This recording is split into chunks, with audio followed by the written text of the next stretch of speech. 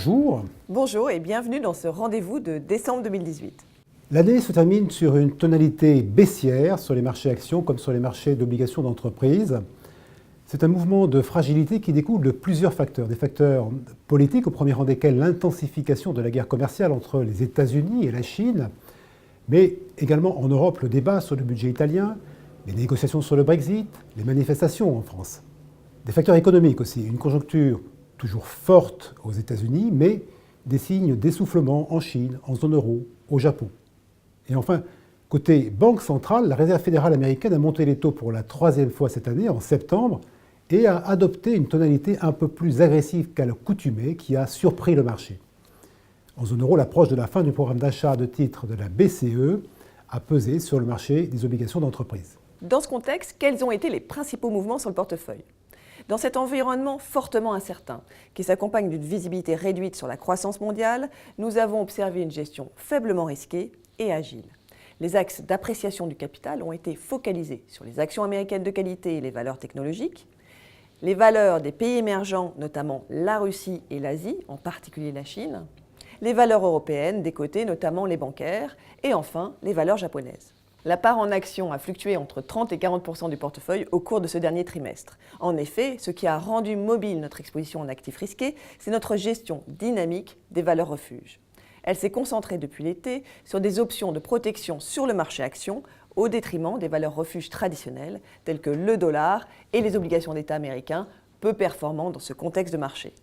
Même si le portefeuille a été impacté par le choc action, nos stratégies de couverture ont permis de réduire le niveau de risque du portefeuille. Quelles perspectives pour les semaines à venir ? La baisse récente du marché pose la question des perspectives de croissance et d'évolution des marges bénéficiaires pour 2019.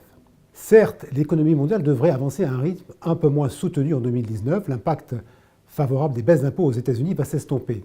Mais nous attendons une décélération limitée.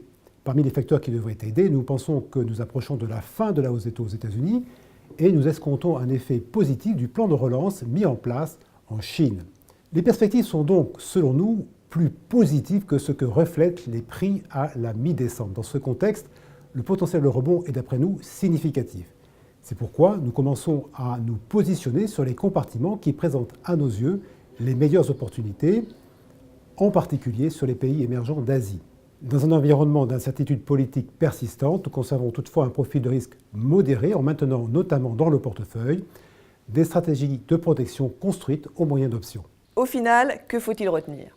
En premier lieu, notre pilotage actif de la prise de risque tout en maintenant un positionnement relativement défensif. La contribution positive de nos stratégies de couverture dans un contexte de regain de volatilité, notre positionnement sur les compartiments qui nous semblent avoir un fort potentiel de revalorisation à moyen terme. Enfin, notre vigilance et notre sélectivité en matière de diversification et de liquidité de nos investissements. Dans les semaines qui viennent, nous serons particulièrement attentifs aux tensions commerciales entre les États-Unis et leurs principaux partenaires, notamment la Chine, au discours des principales banques centrales, particulièrement aux États-Unis, et enfin au développement de la situation politique en zone euro avec les élections législatives européennes et le Brexit. Voilà. Vous savez tout. Nous vous rappelons que vous pouvez nous suivre sur Internet et sur les réseaux sociaux. Rendez-vous début 2019. À bientôt.